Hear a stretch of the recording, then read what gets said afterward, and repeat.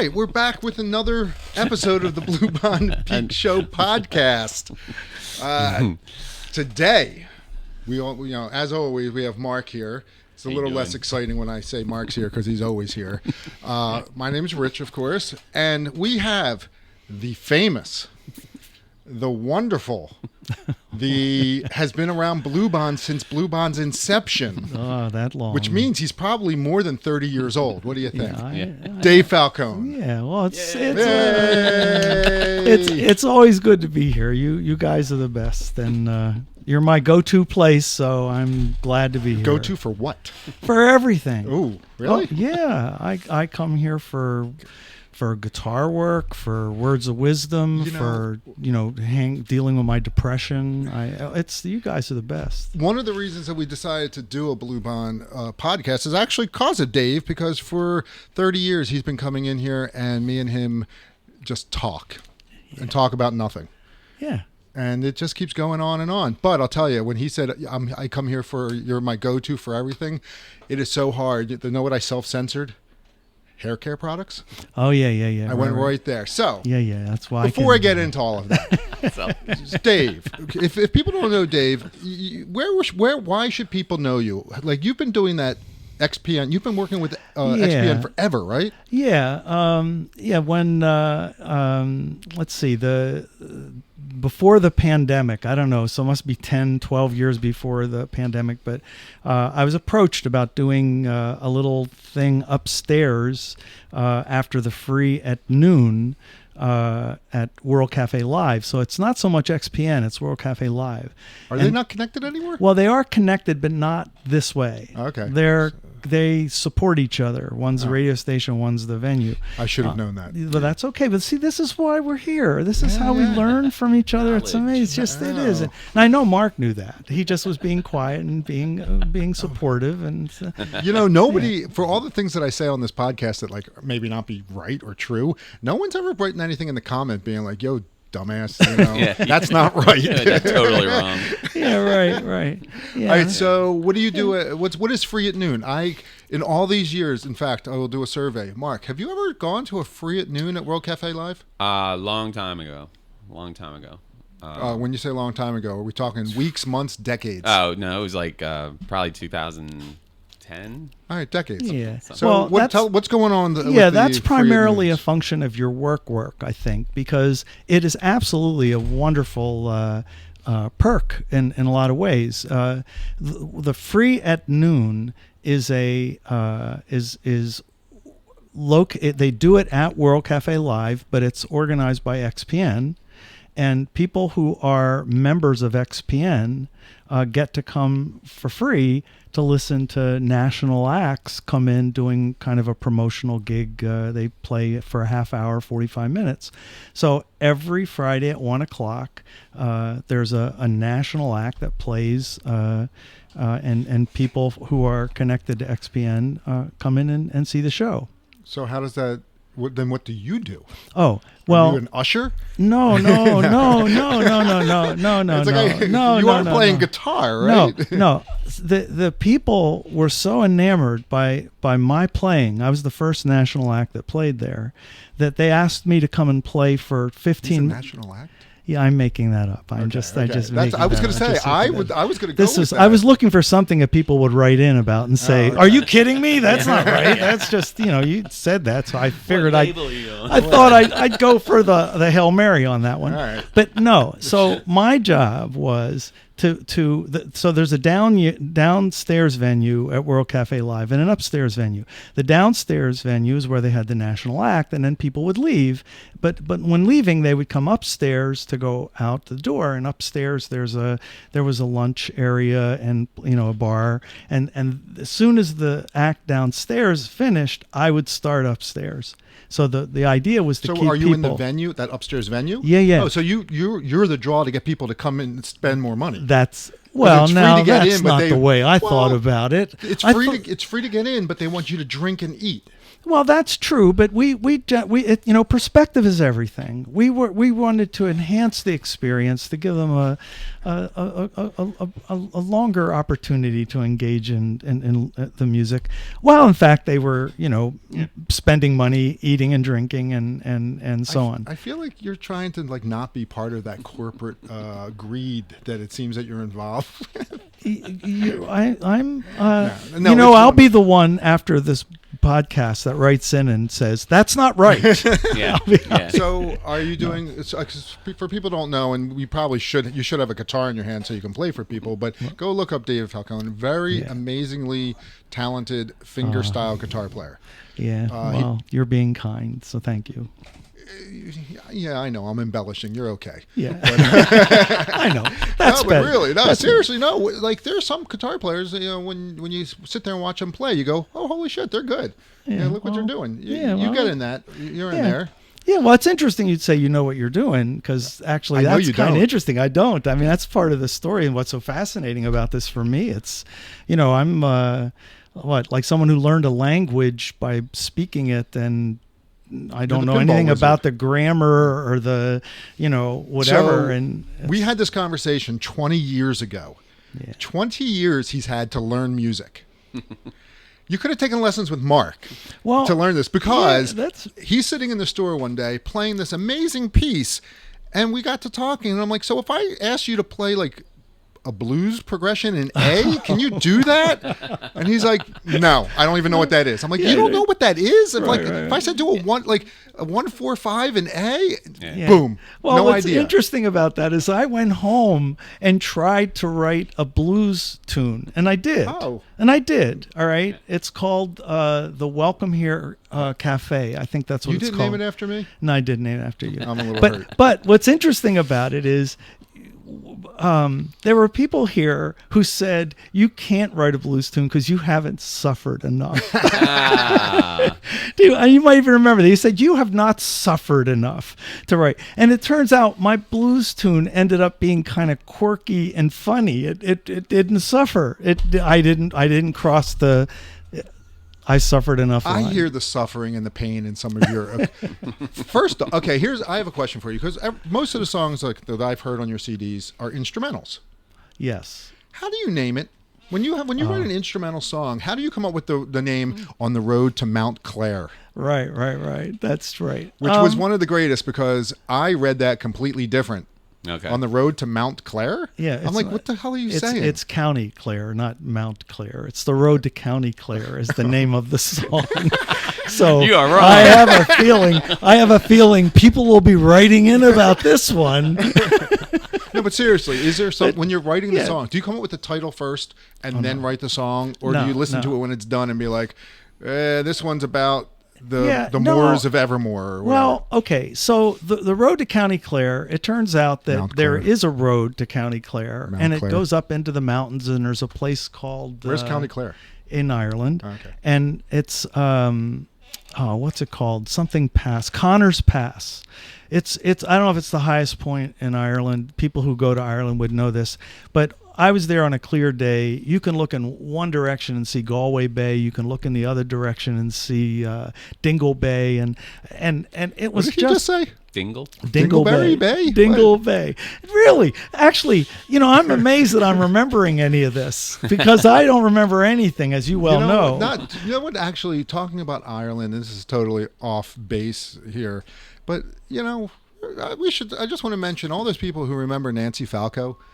That's I don't know what I'm saying here, but I'm just saying you brought up Ireland. This is one of the greatest people to ever grace the Philadelphia music scene, who was such an amazing talent and force to be reckoned with. Right. And she moved to Ireland and has a family and had a kid, and then unfortunately got sick and passed away a while ago now. Yeah. But she was amazing. So I just wanted to, since you brought up Ireland, I was bringing that up. No, I agree. And I mean, we had done some things together, and she was just a wonderful, wonderful person. Besides being in music, in the weirdest turn of events, she worked for my mom at Liberty Travel. I think I remember that. Yeah, my mom was the manager of Liberty Travel at 16th and Walnut, and Nancy was the receptionist. Right. And my mom used to come to me and be like, I can't get Nancy to stop working on promotions for her music when she's at work. And I'm like, you hired Nancy. That's what she's going to do. Yeah, she's going to do what you ask her, but she's going to do all her other stuff too. Yeah. So, all right, but so there was the road to County Clare. I was writing this piece, and you close your eyes, and actually, that's not even right. I don't write anything. I just play, and something happens, and I hear something, and then I try like crazy to remember it. So going back to the A scale and all that stuff, I don't know. I don't know what I'm doing. Yeah, So I I just play. And Can you give him some lessons? Well, listen, you said earlier perspective is everything, right? Yeah. So you may not know what you're doing, but you know what you wanted to hear at the end result, right? Like you could, like you said, you wrote a blues song. Right. You may not know what the numbers and the scales are, but you can attain, Yeah. Well, yes and no. I'll meet you halfway on that. So, for example, the blues thing, that was doable because there is a structure that's very straightforward. Totally. Right? Yeah. But when the road to County Clare goes all over the place, and what makes it County Clare is the influence was Celtic. So John Renbourn, Bert Jantz, I could feel those guys running around inside of this. But talking about the same thing, I remember there's one song I wrote called "A Walk in the Park," which was my attempt to learn Jorma Kokkonen's Embryonic Journey a long time ago, and I couldn't find it. I'm trying to learn this song, and I'm getting pieces here and pieces there, and I remember you learning that song way back because I remember you playing it in the store. So I'm trying to learn this song, and I can't find it. But on the way, I'm bumping into all these places, going, "Well, that was cool," and then I started putting this thing together, and I now have this song I play all the time. It's called "A Walk in the Park," and I know. But why was it a walk in the park? I have no idea. My question is there a connection in the music that creates a name, or are you just kind of pulling names because it's like, oh, I got to name the song? Yeah, I don't know. Because I've never named a song that didn't have words. Yeah, I don't know. I guess I can't. I guess what I'm trying to say is that there's a whole array of answers to that question. The road to County Clare was named the road to County Clare because of the Celtic influence, and I remember this road to County Clare. Okay, so that's how that happened. There's a song that I wrote, the Walk in the Park. I don't know. Maybe it's because I was watching what my fingers were doing as they were going up and down the neck. But I'm making that up. I don't remember that. I think he's just kind of pulling them out of his butt. Well, it might be. I think that's what. Okay, but that's okay. good. All right. So Freud said. Sometimes a guitar. No, a guitar is wait. just a guitar. I just had a Freudian slip. He said sometimes, but that's where I was going. I know. He said sometimes a cigar is just a cigar. And one day I thought sometimes a guitar is just a guitar. Right. And I thought, well, now that's really clever. So I went about the business of writing a song, or I'd already started something. And you can name a song anything you want to when it's an instrumental. Yeah. And I had this title, so I just popped it onto that particular song. Do you during your sets do you play cover music at all? Or yeah. Well, it's So you see the patterns in music. Oh yeah, absolutely. That's what I'm talking about. You don't need to know what the pattern is, as long as you recognize. Oh yeah, you. I mean, the people you hear. Okay, so I play by ear, right? So the people you hear, Jim Croce, Cat Stevens, and of course all those people have a second guitar that's playing along with them that everybody forgets about. But when you're playing and you do fingerstyle, you try to capture as much of that as you can. Right. But those people teach you. Leonard Cohen, Neil Young, their guitar work is like coming to your class for me. Right. So you just don't know what the names of anything is, but because obviously you know the theory because you're playing it, but you don't know what the names are, so you can't tell anyone. That reminds me, do you remember back in the 90s when those like VHS tapes were popular? Like Nuno Betancourt teaches you how to play Nuno style guitar. Yeah, that kind of stuff. We had a whole library of those. We had a ton of them, and we would rent them out at the store. And there was a B.B. King one. And it was hilarious because it wasn't just B.B. King. It was B.B. King and the guy who was explaining to B.B. King what B.B. King was doing. Right. Because he would be like, I'll play this. And he'd play a riff. And the guy was like, what you're playing there is, and he would give the terminology. Right. So you would need one of those guys. Yeah. Well, okay, two things come to mind. And if I'm going off in a direction you don't want me to, just clap or tell me whatever. I have an eject buzzer. Right. But okay, so I once opened for John Renbourn. And John Renbourn was a play-by, as best I know, unschooled, was kind of did the kind of thing I did, and he got to an age where I can't remember the school, but there was a music school that offered him an honorary attendance, and it was a university, and he went and got a degree and stuff. So all that had happened, and we're sitting in the green room and we're talking, and I said, "So what happened after you went to school? You got a master's degree or some?" And he said, "Well, I started like trying to use the information, but I just went back to what I always did." Yeah. Right? Now, that's one story. The other story, and maybe you can finish it, as because I'm not going to remember the guy's name, Pat Martino. You know the Pat Martino. You couldn't remember Pat Martino's name? Oh, you know me and remembering names, and we know this, all right? I mean, yeah, I knew I was going to be on this program, so I wrote down everything I thought that I wrote names of everything. I'm not giving you that. No. Yeah, he did the same thing that Jerry Garcia did. He forgot everything and had to relearn everything. That's right. But the point I'm making is that distinction we're making between what's in your body and what's in your cognition, as it were, your mind. He lost all his understanding, but you put a guitar in his hand and he'd rip out things that only 10 people in the world could do. So do you think that information was still in his brain somewhere, or is it just, well, it would still be in his brain, but or is it more of a muscle memory where his fingers just remembered that's right. doing that? I think that's the distinction, because as best I know, and people who know this story better than I do can correct me, but I think he built a whole new symbol system around what he was doing after he recovered from his aneurysm or whatever it was. I wondered about those stories because you have Pat Martino and the Jerry Garcia thing, and I think those are the only two that off the top of my head I remember happening to. Yeah. How come they came back sounding like them? Like, did they listen to their old music? Like, really forgot everything? Wouldn't you come out as a totally different style musician? Yeah, but you're not making a distinction. That you don't forget everything. It's in there, but it's behind a wall. You kind of were talking. It's in your body. It's not in your. It would be as if I knew how to speak, but I didn't know what I was saying. That the words come out. That the words are in my body. My brain has all the knowledge of how to do this thing, but it doesn't mean anything. There's a distinction between knowing what you're doing and being able to do it. Knowledge was what did that. And that's out ahead of your, I know you didn't want to do this today, but Kierkegaard once said, "We live life forwards and make sense of it backwards."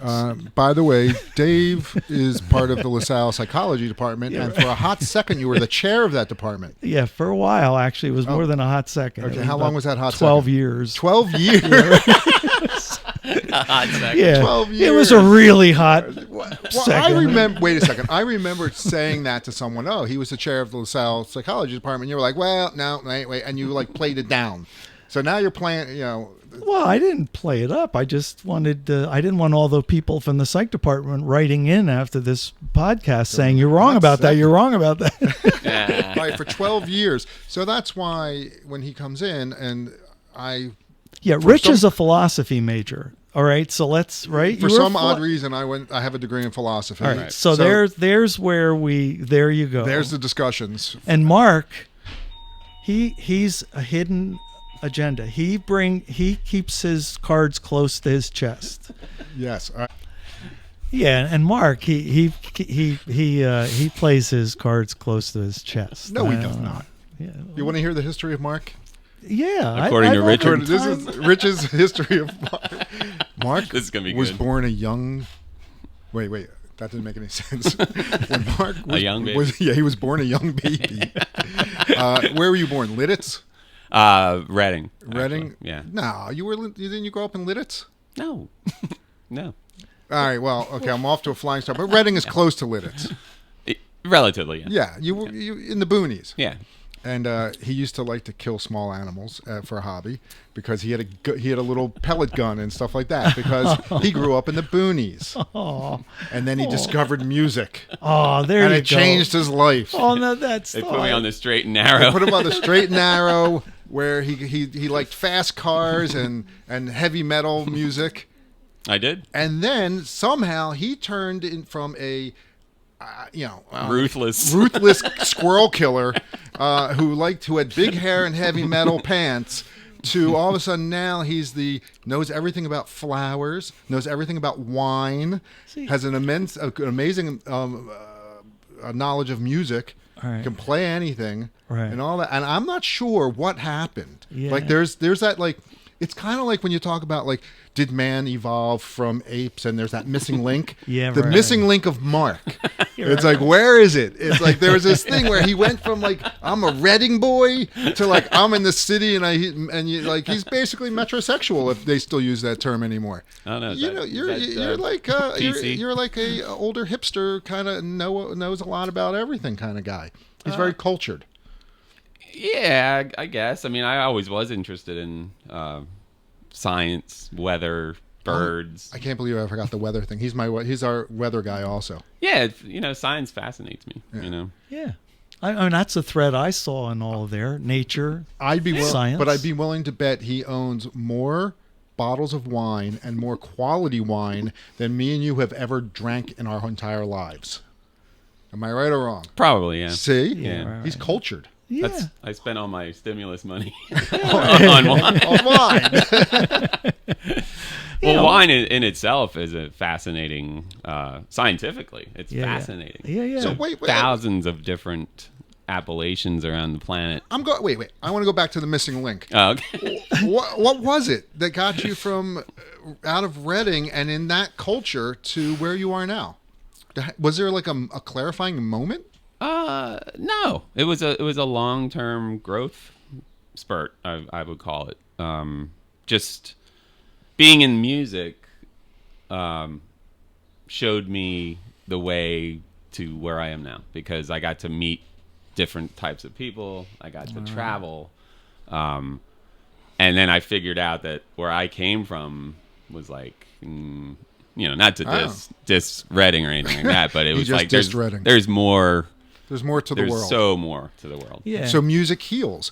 And this goes right to you with, so what's the deal that you do with playing in the hospitals? Oh. Do you still do that? Yeah. Well, actually I do, but not in the hospitals because the hospitals have not yet opened their doors after, post-COVID. Oh. So we do live streams. But there is a program. I'm glad you mentioned it because Musicians on Call is the name of the program. You can check it out. Just Google it. And there are a number of hospitals in the Philadelphia area have pre-COVID. There are musicians that volunteer time. There are guides who are trained to take the musicians around from room to room. It was a wonderful program. I remember you did that for a long time. Yeah, so I how did. Do you find time? You do the XPN thing or the World Cafe thing, the Doctors on Call. You're a professor. That's a lot. I don't watch TV. That's the answer. That's it. It's not a crazy schedule. It's just the Musicians on Call thing is maybe twice a month. The Friday, the Free at Noon thing, by the way, I don't do that anymore at World Cafe Live because I do a live stream now. Because again, post-COVID, they didn't open up the upstairs room for lunch. So I missed that. That was nice, but that's okay. They haven't are they going to go back to it, or are they just not doing it? It's about the the economy of it. Okay. We'll see. But the Free at 1 is live and well. The Free at Noon is live and well. XPN's program. So, okay. But yeah, the Musicians on Call program is. What's interesting about that, and it plays back to something Mark said. People don't realize how music teaches you. Mm-hmm. You think of a musician as someone who plays music and you learn your music and you go and you gig and you do whatever, but there's this relationship thing that happens, that it's, you know, the people you play to are part of your learning. And I learned so much about touch and in terms of playing music as a fingerstyle guitarist, playing in the hospitals, because you're not plugged in. There's one person. You're playing to them. They're not feeling well, and you're trying to find them, and they're kind of helping you learn something about how to play this music to them. Have you ever played to someone laying in the bed in the hospital, and they were just like, "Dude, can you just stop?" Once. Really? Yeah, Oh, once. wow. Yeah, because when you were describing that, I was seeing like a Parks and Rec office kind of weird thing where the guy's just like, and then all of a sudden you're. Right. No, Oh man. Have you ever killed anyone with your music? No, but I will. Well, but let me just say this so people understand. We just don't walk into a room. The guide goes in first and says, "Wait, who? The guide. There's a guide who's trained who goes into the room and says, "There's a musician outside. Would you like to hear a song?" And if the person says, "I'm not really feeling up to it, or I have a headache, or I'm just going to go to sleep." But there's a guide that brings you in. Yeah, the guide. Wait, okay. I feel bad about this, but it's the things that come to my mind. Yeah. So, do you have to wear a special vest when you do this? No. You You know where I went with that? No. No, really? The service animal. All right, never mind. I'm not going with that. All right, so a guide goes in and he asks the patient, "Would you like Dave to come play music for you?" Right. And do they get to see you first? No. Really? No. So Yeah. I'm going to ask the next obvious question. Yeah, right. Because I'm sorry, I'm going to do it. Do you ever get like a, "Whoa, hey, Absolutely, hey, look at that"? absolutely. Because you got to think about it. You're in a hospital, and a lot of the people you're playing to are older. Although there are lots of, it's the whole range. But so you walk into the room, and of course I'll paint this as a little old lady that's sitting up in bed, and she's like, "Oh man!" Has everyone thought you were like God? No, never that. They think I'm going to come in. I kind of see when you be like, "Oh, it's my time." They're going to do like rock and roll and all this stuff, and then and that's a good example I was talking about before. Someone like that, I might see the reaction and play something like "Somewhere Over the Rainbow." Or La Vie en Rose. Wait, holy shit. Sorry. You go into a hospital with a little old lady who might be close to death, and you play "Somewhere Over the Rainbow"? Yeah, they like. Are you like trying to like give no, her a little nudge? No, hey. they know the song, and they know the song, yeah, and they're very happy about it, and sounds like you're pushing them over the rainbow. Well, all right, that may be what happens, but actually there was one time, not that I pushed someone over the edge. No, but there was one time I walked into a room when the guide asked, there was a woman who was dying, and she was dying, and her family was with her, and the guide went in and started and said, "Oh, I'm sorry, I see," and they said, "No, we could use some music." And I can't remember what I played. Let me interrupt for 1 second, because Dave, in the 30 some odd years I have known him, one of the things he is most famous for is accidentally doing something that's really not appropriate. And it's always good-hearted and accidental, but he either says something weird and wrong or he does something. So tell me you didn't play an inappropriate song to this poor lady who was passing. I don't remember what I played, but what I did play, it turned out the women in the room started humming to it. And it became like this gospel thing. And I can't remember what song it was. I wish I could. But that would make the story much more. People would know what was happening. It wasn't "Somewhere Over the Rainbow." I'll tell you that. Was it "Give Me 3 Steps"? Oh my God! But anyway, right, so wait, I'm rolling right from that to the inappropriate songs, because I have experienced your inappropriate song. But should I tell that one, or you want to tell the one that was worse than that? Well, why don't you tell the one you know, and then I'll tell the one that was worse than that. All right. So what? Those are the only two. No, you'll remember the year more than I would. I don't remember the year at all, but it was 24 years ago. All right. So I do the math. So when I was younger, I was married to Lisa. We all know that. Everyone who knows me. So we had split up after about 10 years. and it was about a year or 2-3 years after that. And you were friends with Lisa back then, so you knew her. Right. Remember, he knew her. He knows her. I know her. So Dave's like, "Oh, I'm playing a gig in a coffee house out in Jersey. You should come." I'm like, "Okay, first, I don't want to go to that, but I'm going to go because it's Dave." So I bring the girl that I was dating at the time. And we walk in, and I'm like, "Oh, crap. Every table is taken except for the one right in front of Dave." Like, seriously, we are like right there. sitting in his lap. I could see the color of his eyes. Yeah. I could. Sitting in his lap. So me and this woman go down, and we sit there, and Dave is playing. And then as soon as he finishes his song, which I think he stopped short, the song that he was playing, to look at us, make the eye contact, and break into, is it Cat Stevens? Yeah, Cat Stevens song, Sad Lisa. I'm like, I look at him, I'm like, are you fucking kidding me? Really?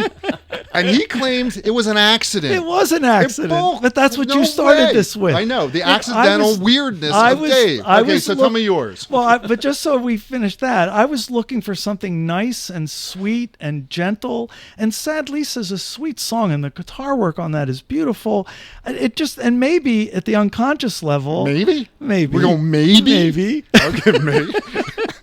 I played Sad Lisa. But what was interesting about it was, as I was playing it, I realized I had embarked on a kind of a... The look on his face as he was like, That's shit, right. I've got 3 minutes left to So play. so I was trying, somewhere along the way, I was thinking I could turn it into Rita, like Sad Rita, Sad Rita. I can turn sad into mad. I could try. Rita. I was trying to find a way out of this labyrinth I was in, and I couldn't find my way out. And you didn't let up either. You didn't at any one time look at me as if to go, it's okay. It's No, all right. I gave you the. He are had you this kidding shock me? on his face, like, yeah. Are Yeah, you like, kidding? really? Yeah.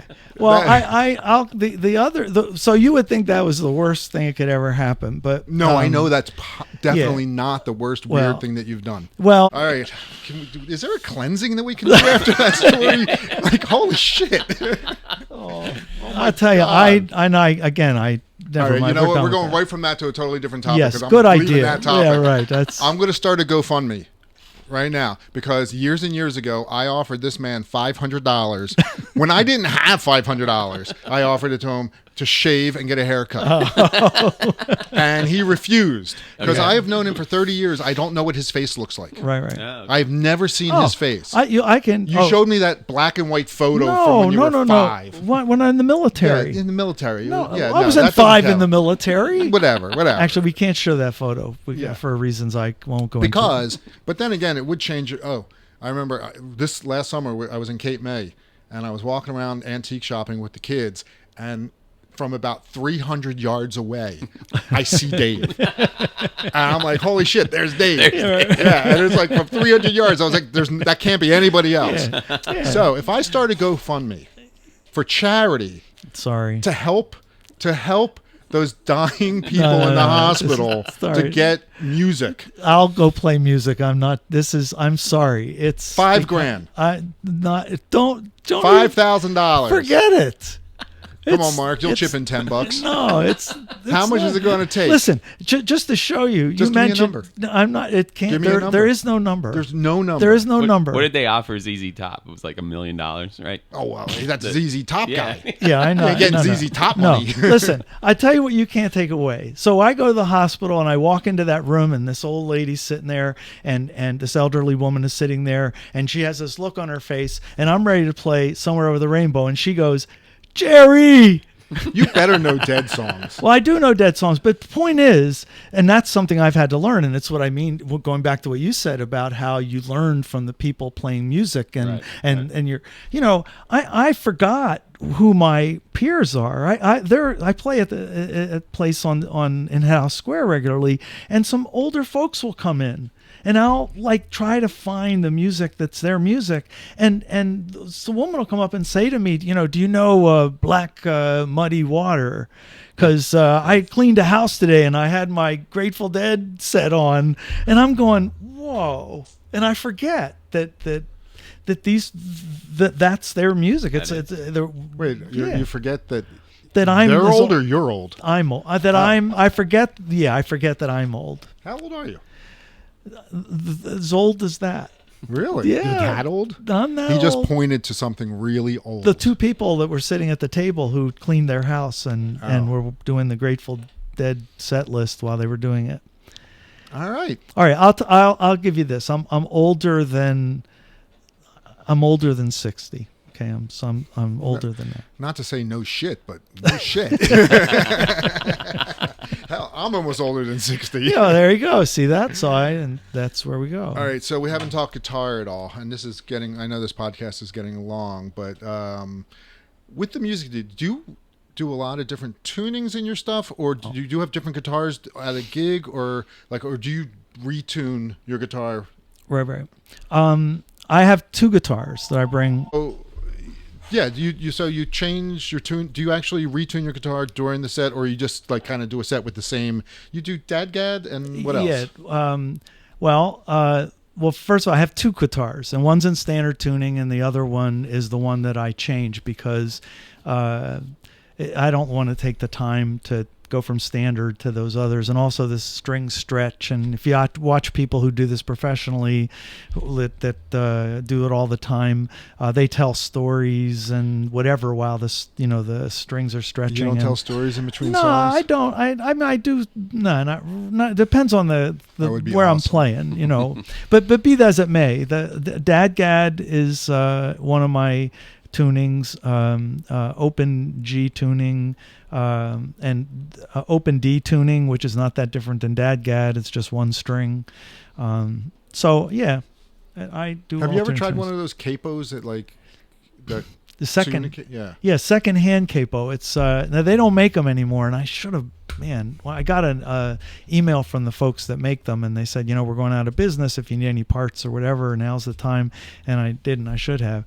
But it's got like 6 gears on it, and you can gear in what strings you want. And there's also partial capos too that are cut. And I have one song that I play with the secondhand capo, but I need to play around with that more because I think. It actually would allow you to use standard tuning and just put your get a dadgad kind of. And tune. You don't do any kind of looping thing. You just what you play is what you play. Yeah, that's yeah. Everyone should go check out Dave's music. He actually is really good for as crazy as he is. He's a very good guitar player. Yeah. And it's very, if you want to feel the inappropriateness through the music. Yeah, right. And I should say I learned a lot of what I know musically from Bluebond, and I learned a lot of the craziness from Bluebond. So it's a wheel. It is. It's I know. We should. I wish all those years of those conversations that we've had, we should have been recording them all along. Oh, I know. And we could have been on like with.